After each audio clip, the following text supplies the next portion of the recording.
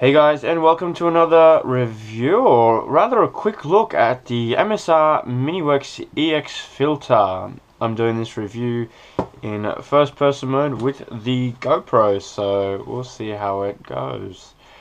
I have here the filter itself, how it comes when you buy it, and also I have the little maintenance kit, just so I can show you how big it is, what's in it, and to prove the point that this filter is one of the most self-sufficient, reliable filters out there.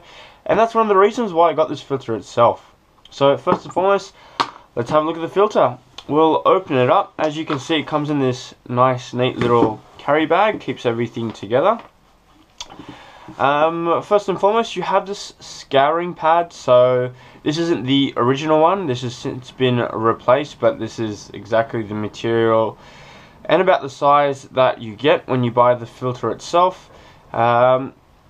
Easy to replace, and you'll replace it every couple of uses because they do get dirty pretty easily, because unfortunately you do need to clean the filter quite often, which is one of the downsides that I will talk about. Next up, you have the filter itself. The filter comes in at about 415 grams as reported on their website, and I'd say that's about accurate. I don't have a mini scale to back that up right now, but you can see here the size of the filter, and as usual a quick comparison next to the iPhone 5. Okay, and there's a screen which I'm using for the feed for the GoPro.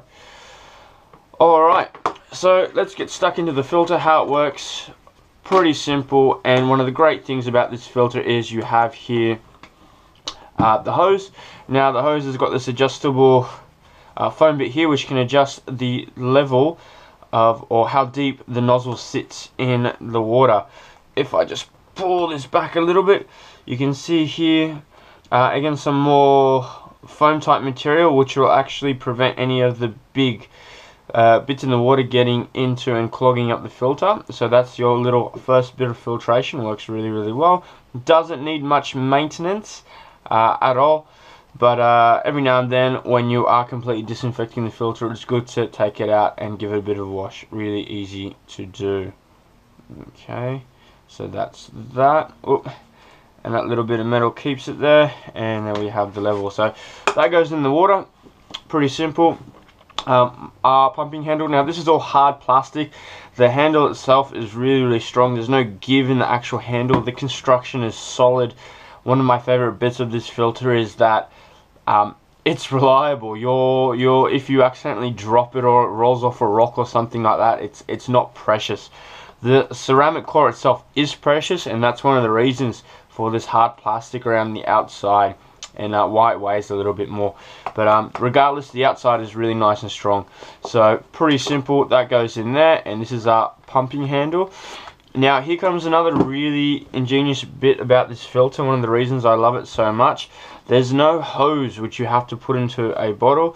Instead, it actually connects straight up with your standard Nalgene bottle. Now, two good things about this. First and foremost, you have here the outside, which actually protects and keeps the I'll show you when I open it, the inside of the filter hygienic and clean. So you know, if you have this in the dirt or something like this, the inside will remain clean and hygienic. But you know, where are you going to put this so this doesn't get dirty? Well, pretty simple. When you unscrew the bottle, you just screw it into the lid, and this screws on top. Okay, like so. So now here we go, very easy, you're pumping away. Alright, that's pretty much how the filter works. Once it's done, okay, simply reversing the process. Alright, the filter itself, now it says it can pump about 1 litre per minute. Yeah, maybe 115, 120.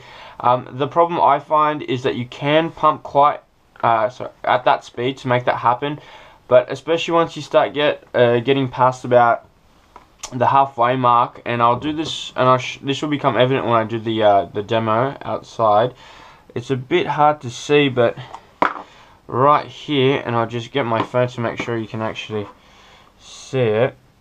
right here, okay, you can see underneath my fingernail there's a little notch in the filter. So this is good, that's important. It helps relieve pressure. So when you pump too fast, it obviously pumps a lot of water, and the air is coming out. But what tends to happen is a lot of water is actually lost through it. You'll see it actually spraying out because the pressure is so high. A bit hard to explain, but it'll make a lot of sense in the video. Other good things about this filter: very field serviceable, easy to maintain, easy to clean. Now, I was talking beforehand about 1 liter per minute. Unfortunately, again, one of the downsides of this filter is that it does require a fair bit of cleaning. It does an amazing job. It filters pretty much everything except for viruses and chemicals, but protozoa, bacteria, all that kind of stuff. It's one of the only filters which does everything out there. The price you pay for that is you have to clean it quite often. Once every 3 to 4 liters, it'll still work, but you'll notice that it's much harder to pump. I'll show you how to clean it in a sec. It's an easy job to do, but it does require some of the clean water you just filtered. So you'll be wasting some of that, or using some of that. So hence, this filter is good for 1 to 2 people when you're out camping. If you have to filter water for, say, 3-4 people, which I have done in the past, it's gonna take a while, especially when you need to resupply, you know, the entire drinking water for the day, which could be 4 to 5 liters, quite easily. So you're gonna be there for a while, pumping, cleaning, pumping and cleaning. But for 1 to 2 people, it's awesome. Awesome. So let's take a look at how to take this apart, how to clean it, etc. So first and foremost, the basics. To take it apart and clean it, you're just undoing the top lid there. I just undo the bottom because it makes it easier. Okay, pop that out, and here we have the filter. And all you're going to be doing is running some clean water through there, which you just filtered beforehand, and just scrubbing, making sure you're scrubbing in the same direction. Okay, doesn't take too much water to clean, doesn't take too much effort, just a little bit of water, scrub, then a little bit more water to rinse it all off. Once it's done, pop it back in, put everything back together, and you're good to go. Now, how do you know when this needs to be replaced? You don't have to count liters, thank God for that. There is a really easy way to tell, and it comes with the bottom cap here. As you can see, there's a little red moon shaped part here, or crescent. Take that out, and all you have to do is simply check. Once that goes on, this needs to be replaced. As you can see though, not too bad for me. So this filter still has a fair bit to go. I think it's something like 1500 to 2000 liters it'll go through, but again, it depends how often you have to scrub it. So it depends how dirty the water is that you're filtering. Also, if you're out bush for 2 weeks or something like that, it is recommended in the manual that you disinfect this filter. Really easy way to do it. Get your cooking pot, put some clean water in there, boil it, chuck that in there for a couple of minutes. Again, it's all in the manual, and you completely disinfect the filter. And that's how easy it is. You don't need to use any chemicals or anything like that.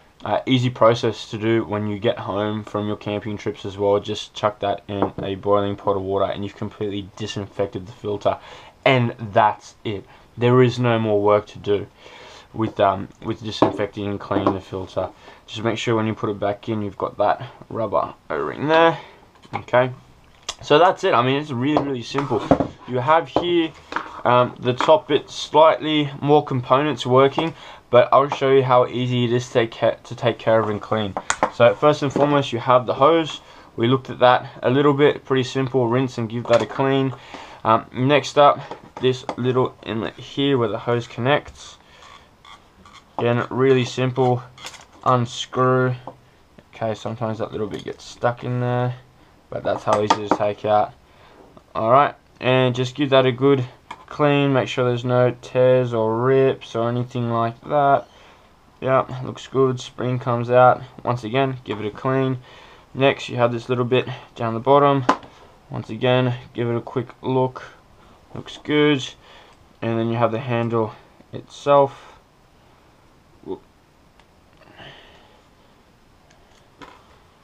there's that one, and then there's that one, there, and that's it. That's the filter done. Give everything a clean, a wash, a quick inspection, let it dry out, put it back together, and your filter's completely serviced and ready to go again. You don't need to go out and buy chemicals like I said about cleaning the filter. I've had this for a good 3 to 4 years. Not a problem with it at all. I did get this just in case. It's a little maintenance kit when I open up carefully. You've got all the spare parts, the high wear and tear, so again, a little foam bit. You've got the rubber O-rings here, a few different ones on the filter that replace the little rubber bit there that goes on the end of the spring. So all these, you know, high wear and tear items you can carry them with you in this little kit, and you can see how small it is, and that can actually fit in a little carry bag. Putting everything back together, obviously just reverse the process, so I'll do that now as we talk a little bit more about the filter. Look, so once again, the downsides of the filter is really this is not a filter for more than 2-3 people. Any more than that, oh, did I pop that in alright? Yep. Any more than that, and it's just going to take too long. It's not that it can't do it. It's just a pain in the backside because you have to clean this filter quite often. Apart from that, I mean, I've never really experienced any downsides. There are smaller filters out there, there are lighter filters out there, but the trade-off for that is usually they require a little bit more maintenance, and they don't seem to filter as much things out as this filter does. Like I said, it'll filter everything but viruses and chemicals. But apart from that, it's good, and you don't want to be getting sick from your drinking water when you're out bush. So I'm willing to carry that 415 grams in my pack, knowing that I'm not going to get sick while for my drinking water. So there you go. That's been a quick look at the MSR Miniworks EX filter. As usual, guys, if you have any questions or comments, feel free to ask.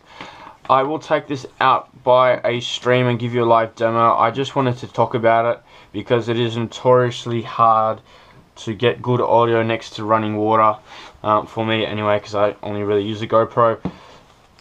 So when I take it out, it'll be more of just a demo rather than a breakdown like this. Apart from that, guys, thanks for watching.